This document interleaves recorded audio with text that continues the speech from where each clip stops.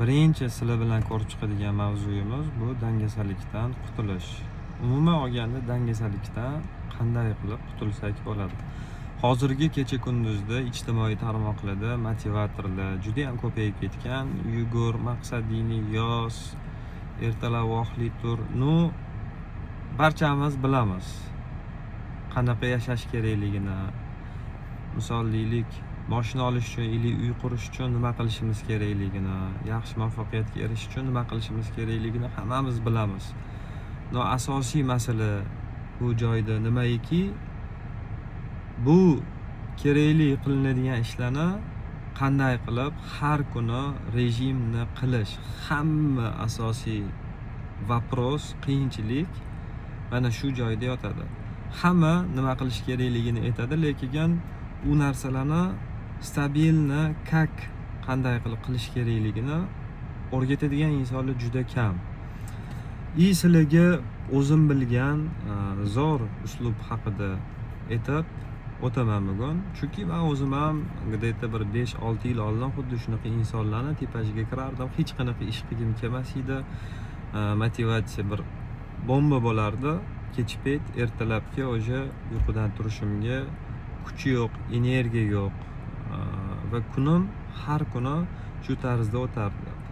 Bugungi qiladigan ishimni keyingi ertaga tashab yuraverardim va qarabsizki ishlar yig'ilib ketardi va u ishlarni ko'rib men o'zim cho'chib ketardim. Bu ishlarni вообще-то qilsa bo'ladimi, tugatsa bo'ladimi degan savol miyada paydo bo'lardi-da, yana motiv o'lgan, yana xuddi shunaqa yot, tur, o'rtoqlar bilan ko'rish, hayot shu tarzda o'tib, yoshim qanaqa katta bo'lib qolganini o'zim bilmaganman, to'g'risini aytsam.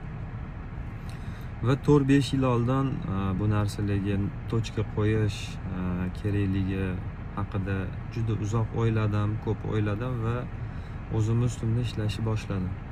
O'zimni ustimda ishlab nima to'xtamga keldim? Javobi juda ham oddiy. Qaranglar.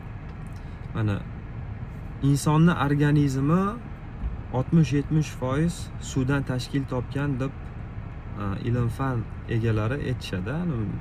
Nima desa bo'ladi? Biologik olimlar. Suvi, misol deylik, qanaqa suv toza suv hisoblanadi? Oqar suv, daryoni suvi toza hisoblanadi. Lekin suv bir joyda turib qolsa, u suv bilasizlar, o'sha loyqalanishi, balchiqqa aylanishi boshlaydi. Inson ham xuddi shunaqa. Inson bu vaqt. Inson har doim nima bilandir band bo'lish kerak. Endi nima bilandir band bo'lish kerak deganda yomon ishlar bilan emas, albatta o'ziga manfaat keltiradigan yaxshi amallar bilan inson har doim o'zini band qilish kerak. Va shu yo'l bilan biz hammamiz dangasalik degan yomon bir illatdan qutulishimiz, maqsadlarimizga yetishimiz mumkin. Bu narsaga nimalar kiradi?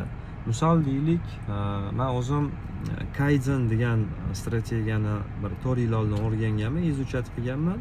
Bu juda ham zo'r strategiya. Bu qanaqa strategiyaki, har kuni misol deylik 1 soat emasda 10 minut yugur. Har kuni 1 soat kitob o'qima, 10 minut kitob o'qi.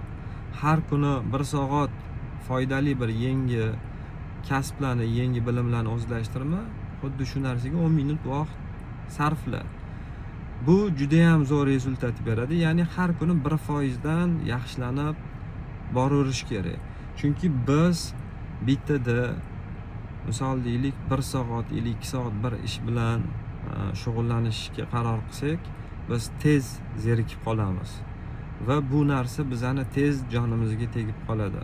Shu sababdan biz xitriyroq bo'lishimiz kerak. Nimagaki miyani deylik aldashimiz kerak, miyaga to'g'ri yondashishimiz kerak va miyaga to'g'ri deylik ma'lumotlarni yetkazib berishimiz kerak.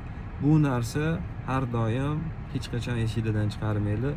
Qisqa qadamlar bilan bo'ladi. Misol deylik, bir ish qilishga qaror qildinglarmi, o'sha narsani joyida turinglar, qilinglar. O'sha 1 soatdan keyin qilaman degan narsa fikr miyada agarda paydo bo'ladigan bo'lsa, bilinglarki, u narsani sizlar 1 soatdan keyin qila olmaysizlar. Joyida keldimi, srazu qilish kerak. Joyida keldimi, srazu qilish kerak. Inson sekundlarda yashash kerak. Har bitta o'tayotgan minut vaqtini inson qadriga yetib, shu vaqtdan unumli foydalanish kerak va shundagina natijaga erishsa bo'ladi. Eng asosiy maqsad bu joyda har kuni bir narsani miyaga chust qildirish kerak. Tushundinglar? Miyaga chust qildirish kerak. Misol uchun deylik, sizlar har kuni 1 minut, 2 minutdan kitob o'qinglar, har kuni o'qinglar. Bu narsa o'sha sizlarga odatga kirib qoladi. Va eng oson, eng foydali va davomli bo'ladigan yo'li shu do'stlar. Bundan boshqa yo'li yo'q.